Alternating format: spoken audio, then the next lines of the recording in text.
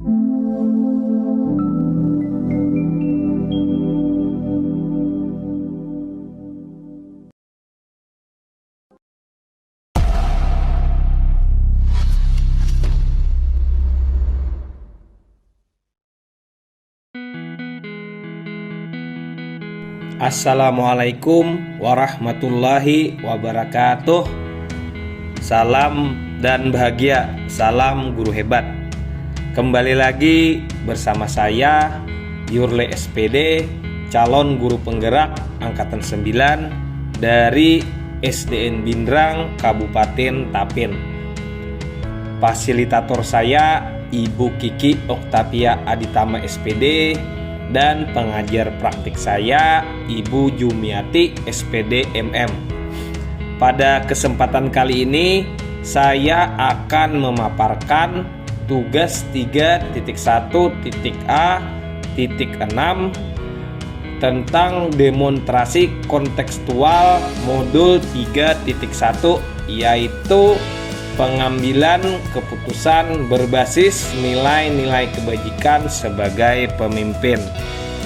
Pada kesempatan kali ini, saya berkesempatan untuk mewawancarai 2 kepala sekolah tentang bagaimana mereka mengambil keputusan dalam menghadapi kasus-kasus yang ada di sekolah mereka. Selamat menyaksikan. Tujuan pembelajaran khusus. CGP dapat melakukan suatu analisis atas peranan proses pengambilan keputusan berdasarkan pengetahuan yang sudah dipelajari tentang berbagai paradigma, prinsip pengambilan keputusan dan pengujian keputusan di sekolah asal masing-masing. Narasumber pertama yaitu Ibunda Hajah Kibyatul Munawarah SPD. Beliau selaku Kepala Sekolah SDN Bindrang, Kecamatan Lokpaikat, Kabupaten Tapin. Assalamualaikum warahmatullahi wabarakatuh, Ibu. Di sini ulun akan mewawancarai pian tentang bagaimana pian mengambil keputusan dalam kasus-kasus yang terjadi di sekolahan, Ibu. Di sini saya melakukan demonstrasi kontekstual modul 3.1, yaitu pengambilan keputusan sebagai seorang pemimpin dalam pendidikan guru penggerak, Bu. Baik, saya akan mulai mewawancarai Ibu. Selama ini bagaimana Ibu dapat mengidentifikasi kasus-kasus yang merupakan dilema etika atau bujukan moral, Bu? Ini apabila kasus tersebut melanggar hukum, maka sudah tentu itu benar ya, melawan yang salah. Akan tetapi apabila masih bisa dikatakan benar, melawan benar, maka masalah tersebut adalah dilema etika. Baik, pertanyaan selanjutnya nih, Bu. Selama ini bagaimana Ibu menjalankan pengambilan keputusan di sekolah Ibu, terutama untuk kasus-kasus di mana ada 2 kepentingan yang sama-sama benar atau sama-sama mengandung nilai-nilai kebajikan universal? Ya, selama ini saya melihat kasus-kasus yang terjadi di sekolah yang kita pimpin ini dari berbagai sudut pandang. Kemudian saya menimbang secara bijaksana dan matang, kemudian mengambil keputusan yang saya nilai paling benar itu adalah keputusan yang menguntungkan orang banyak dan tidak akan merugikan sebelah pihak. Baik, jadi keputusan Ibu adalah keputusan yang menguntungkan orang banyak dan tidak merugikan salah satu pihak, Ibu ya? Iya. Baik, selanjutnya nih, Bu. Langkah-langkah atau prosedur seperti apa yang biasa Ibu lakukan selama ini, Bu? Langkah-langkahnya yang selama kita lakukan di sini adalah kita yang pertama itu kita mencari penyebab masalah tersebut. Nah, kemudian menentukan siapa saja yang terlibat. Nah, setelah itu kita berdiskusi dengan warga sekolah dan membuat beberapa pilihan solusi keputusan. Kemudian menimbang dan melihat dari berbagai sudut pandang masalah tersebut sebelum kita memutuskan atau mengambil suatu keputusan atau solusinya. Jadi Ibu selalu menimbang dengan beberapa pertimbangannya Bu ya sebelum mengambil keputusan. Baik Bu,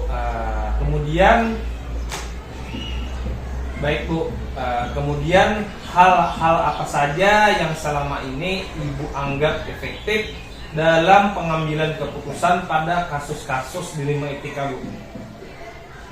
Tindakan yang saya anggap efektif dalam pengambilan keputusan tersebut itu adalah kita melakukan analisis kasus, kemudian kita menentukan jalan keluar atau solusinya yang menyesuaikan dengan peraturan dan norma yang berlaku serta mengedepankan kepentingan orang banyak atau jalan keluarnya yang dapat bermanfaat bagi orang banyak.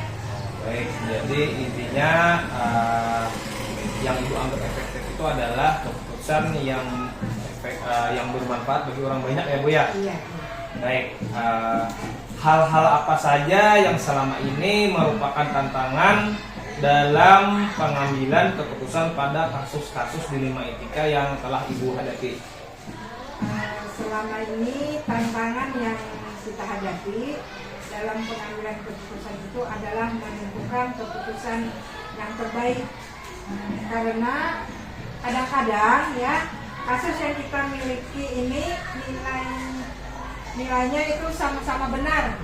Nah, jadi dalam pengambilan keputusannya haruslah dapat menguntungkan kedua belah pihak dan tidak merugikan salah satu dari mereka.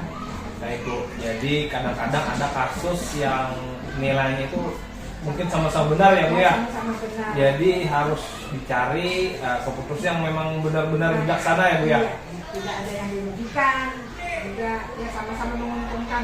Baik Bu, kemudian nih Bu, apakah Ibu memiliki sebuah tata kelola atau jadwal tertentu dalam sebuah penyelesaian kasus dilema etika?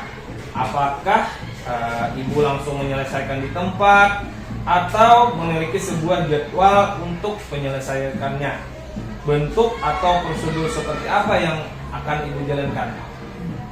Biasanya ya kalau masalahnya itu tidak terlalu berat, maka saya akan menyelesaikannya langsung dan keputusannya saya tentukan sendiri. Itu kalau tidak terlalu berat masalahnya. Tetapi apabila masalahnya itu berat, ya, maka saya akan melakukan langkah-langkah itu yang pertama tadi kan kita mencari penyebabnya, siapa orangnya, nah, kemudian kita mempertimbangkan ini dengan berdiskusi ini untuk memberi hukuman itu dengan mempertimbangkan sehingga keputusan itu kita tidak berat sebelah atau ini saling menguntungkan, tidak ada yang merugikan. Baik Bu, jadi intinya cara Ibu menyelesaikan kasus dilema etika ini apabila tidak terlalu berat Ibu akan menyelesaikan sendiri, tetapi apabila lumayan rumit dan melibatkan orang banyak Ibu akan berdiskusi ya Bu ya. Baik, terima kasih. Selanjutnya nih Bu, apakah ada seseorang atau faktor-faktor apa yang selama ini mempermudah atau membantu Ibu dalam pengambilan keputusan dalam kasus-kasus dilema etika ini Bu? Dalam menyelesaikan masalah atau mengambil suatu keputusan ya, saya pasti akan selalu merembukan atau berdiskusi dengan warga sekolah, terutama wali kelas ya, kemudian wali peserta didiknya. Kalau memungkinkan itu kita bisa melibatkan komite dan juga stakeholder yang terkait, dan juga orang-orang yang mempunyai relasi dekat dengan orang-orang yang mengalami permasalahan atau kasus, maka akan banyak yang membantu dalam mencari alternatif penyelesaiannya akan masalah tersebut. Oh, jadi Ibu akan mengidentifikasi masalahnya ini apakah keputusan itu melibatkan orang banyak ya Bu ya? Iya. Nah, jadi memerlukan orang-orang yang terlibat dalam kasus-kasus dilema etika tersebut untuk penyelesaian kasusnya. Terima kasih Ibu. Pertanyaan terakhir nih Bu. Dari semua hal yang telah Ibu sampaikan, yang telah disampaikan, pembelajaran apa yang dapat Ibu petik dari pengalaman Ibu mengambil keputusan dilema etika tersebut Bu? Selama ini ya, pembelajaran yang dapat saya ambil dari pengambilan keputusan dilema etika, saya menjadi lebih bijaksana dalam menganalisis suatu permasalahan untuk dijadikan pertimbangan untuk menentukan solusi atau keputusan yang paling tepat dan yang terbaik. Baik, jadi Ibu dapat pelajaran, Ibu jadi lebih bijaksana Ibu ya selama ini ya. Ya, baik. Terima kasih Ibu. Terima kasih atas waktunya, atas bincang-bincang siang ini. Mohon dimaafkan. Wassalamualaikum warahmatullahi wabarakatuh.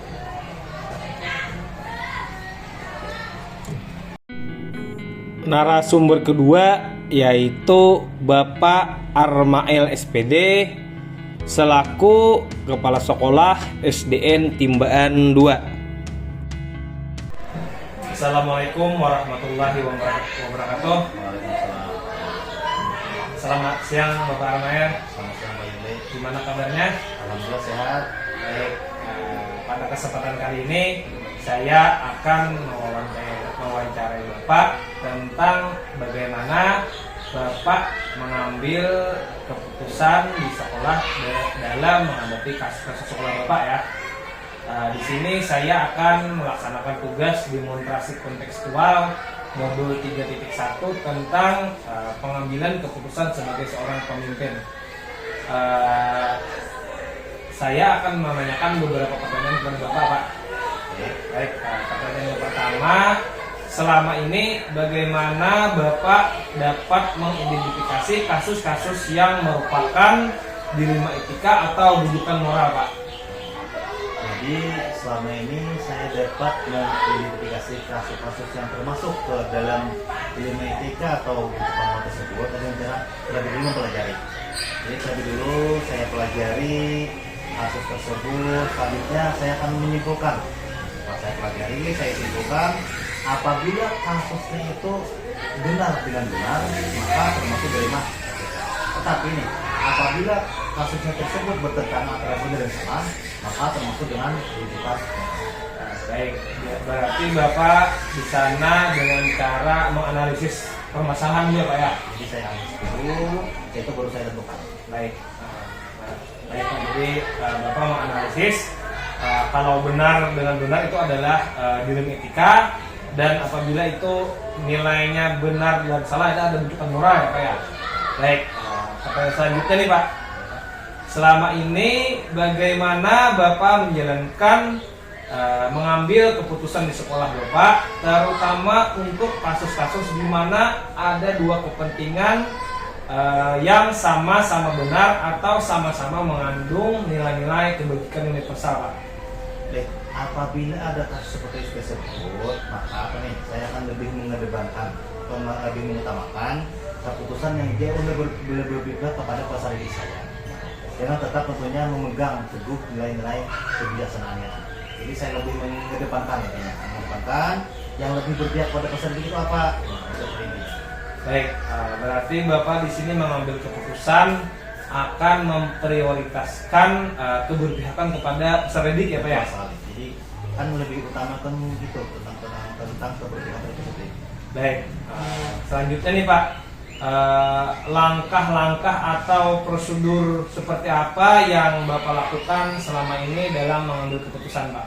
Jadi kalau misalkan di suatu masalah nih, langkah yang pertama tentu saja nih saya harus mencari masalahnya apa, masalah apa yang ada. Saya itu menentukan siapa saja yang terlibat, terus mendiskusikan dengan warga sekolah, dengan guru-guru, dengan peserta didik tentunya.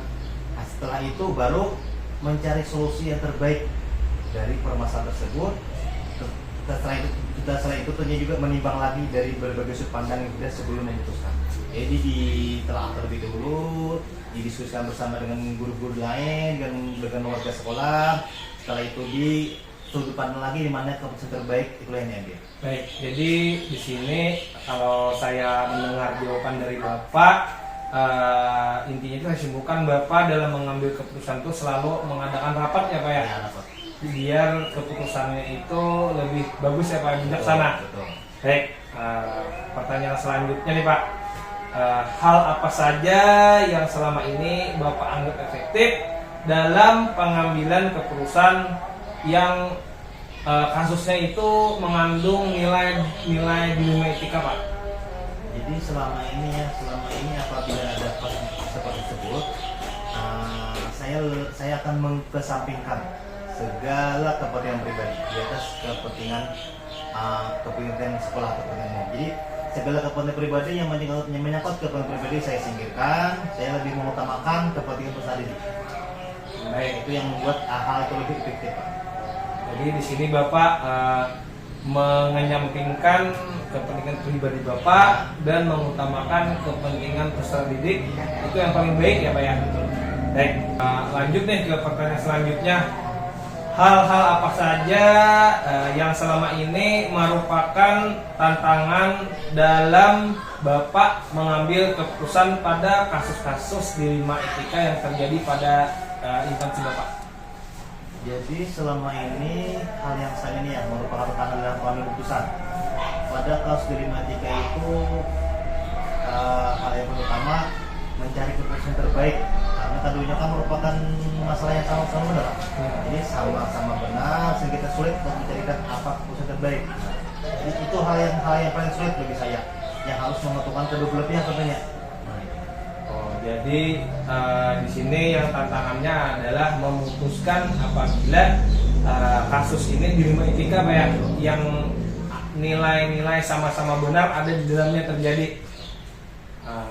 Tetapi Bapak juga memikirkan agar tidak merugikan salah satu pihak ya Pak ya, artinya sama-sama baik. Lanjut nih Pak, apakah Bapak memiliki sebuah tata kelola atau jadwal tertentu dalam sebuah penyelesaian kasus dilema etika? Apakah Bapak langsung menyelesaikan di tempat atau memiliki sebuah jadwal untuk menyelesaikannya? Bentuk atau prosedur seperti apa yang akan Bapak jalankan itu Pak? Baik. Nah, kan setiap masalah itu tentunya ada kadarnya.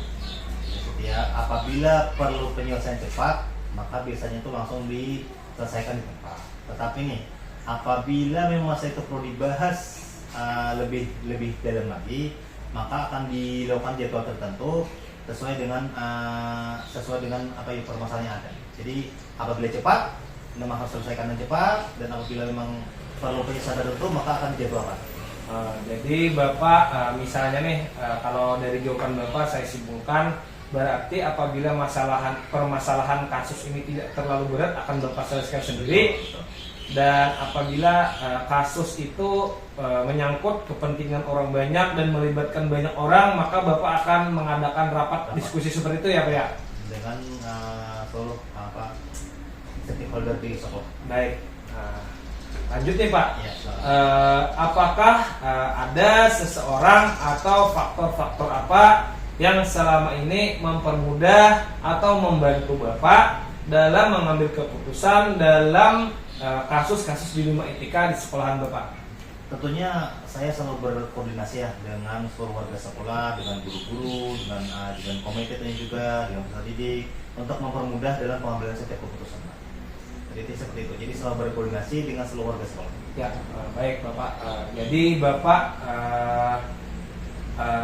caranya mengambil keputusan adalah dengan mengadakan koordinasi dengan stakeholder terkait ya Pak ya. Baik, pertanyaan terakhir nih Pak. Ya, salah. Dari semua hal yang telah disampaikan, pembelajaran apa yang dapat Bapak petik dari pengalaman Bapak mengambil keputusan di 5 ITK di sekolah Bapak? Tentunya banyak pembelajaran sih yang saya dapat petik dari keputusan, ada seperti pengalaman ya, kan setiap permasalahan ada pengalaman dari sana kita bisa menjadi lebih kuat, jadi lebih bijaksana tentunya. Setelah itu juga banyaknya nilai kebajikan yang ada yang dan mengutamakan keberpihakan kepada peserta didik tentunya. Serta saya merasa lebih bijaksana Pak, dari setiap permasalahan yang ada diselesaikan dengan baik-baik, dicari solusinya bersama warga sekolah, seperti itu Pak. Jadi banyak pengalaman yang saya dapatkan. Ya, baik. Berarti Bapak dari pengalaman sekarang ini menjadi lebih bijak ya Pak ya dalam mengambil keputusan. Baik Pak, terima kasih atas wawancara siang ini. Terima kasih atas waktunya. Nanti kalau ada kesempatan lagi saya minta bantuan, mohon arahannya Pak. Baik, pembicaraan kita ini saya akhiri sampai di sini. Wassalamualaikum warahmatullahi wabarakatuh. Waalaikumsalam warahmatullahi wabarakatuh. Terima kasih Bapak.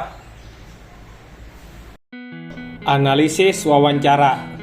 Dari hasil wawancara dengan 2 kepala sekolah, yaitu Ibu Hajah Kipyatul Munawwarah SPD dan Bapak Armael SPD, dapat saya simpulkan bahwa yang beliau lakukan dalam melakukan pengambilan keputusan antara lain menganalisis dengan melakukan identifikasi terhadap orang-orang yang terlibat, mengambil keputusan dengan mempertimbangkan dari berbagai sudut pandang, berdiskusi dengan para dewan guru dan stakeholder, yaitu komite atau pengawas sekolah, dan bahkan orang tua wali murid, meminimalisir dampak negatif dari keputusan yang diambil agar tidak merugikan salah satu pihak secara objektif dan adil, baik untuk jangka pendek maupun jangka panjang.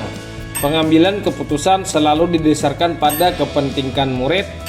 Jika dibandingkan dengan yang saya pelajari pada modul 3.1 ini, sebenarnya para pemimpin tersebut telah menerapkan 4 paradigma, 3 prinsip, dan 9 langkah pengujian, namun belum lengkap pada tahap uji benar dan salah. Persamaan dari kedua kepala sekolah tersebut adalah tahap identifikasi dilakukan dengan mengumpulkan fakta-fakta dan melalui beberapa solusi sebelum akhirnya mengambil keputusan. Tidak ada tata kelola dalam pengambilan keputusan, namun dilakukan berdasarkan pertimbangan-pertimbangan matang yang telah didiskusikan sebelumnya dengan pihak-pihak yang berkepentingan. Keputusan yang diambil oleh kedua kepala sekolah tersebut selalu berorientasi pada kepentingan peserta didik. Perbedaan dari kedua kepala sekolah adalah kepala sekolah pertama, yaitu Ibu Hajah Kipyatul Munawwarah SPD, lebih sering menggunakan prinsip berpikir kepedulian atau care based thinking. Sedangkan kepala sekolah kedua, yaitu Bapak Armael SPD, lebih menerapkan prinsip berpikir berbasis aturan, yaitu role based thinking. Dari hasil analisa saya, kepala sekolah kedua Bapak Armael SPD terlihat lebih rasionalis dalam pengambilan keputusan karena mengedepankan aturan dibandingkan dengan kepala sekolah yang pertama, yaitu Ibu Hajah Kipyatul Munawwarah SPD, yang lebih menekankan pada perasaan dan empati, meskipun hasil akhirnya untuk kepentingan peserta didik juga. Nah, itulah tadi demonstrasi kontekstual yang telah saya paparkan di modul 3.1 ini, yaitu pengambilan keputusan berdasarkan nilai-nilai kebajikan universal sebagai seorang pemimpin. Sekian dan terima kasih. Saya Yorle SPD, calon guru penggerak angkatan 9. tergerak, bergerak, menggerakkan. Salam dan bahagia. Assalamualaikum warahmatullahi wabarakatuh.